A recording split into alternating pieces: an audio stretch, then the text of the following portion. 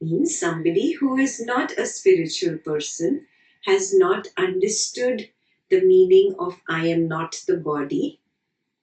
What does such a person regard I as? He thinks I am this body. So he regards the form as his own self, or the form is in his self. Yeah. In both ways, he thinks I am the body. But with time, what happens? Let's read ahead. That form of his changes and alters. Obviously, this body will change with time. It gets old, it gets diseased, and it also dies. It withers away. With the change and alteration of form, his consciousness becomes preoccupied with the change of form. When there is a little bit of pain in the body, a little bit of dis-ease in the body, what happens to us?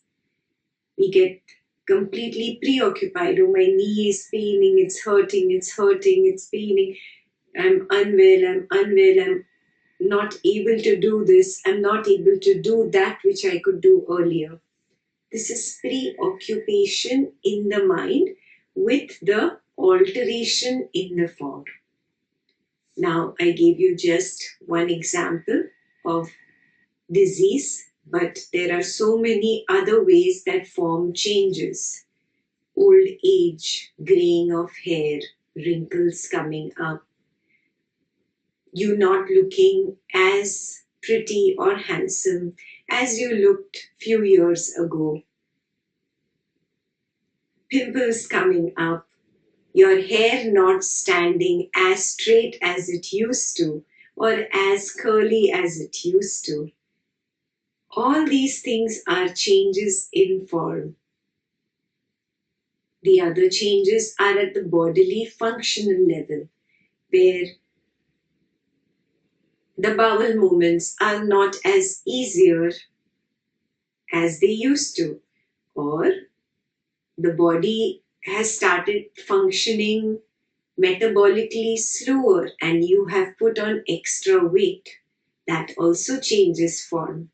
So there are many different ways that the form changes, and when we do not accept the law of nature, that everything changes, every form must undergo alteration by the law of nature.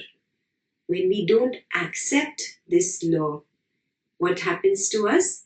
We are constantly preoccupied in the thoughts of that alteration, in the thoughts of non-acceptance of that alteration, in the thoughts of how can I change this? How can I prevent this alteration?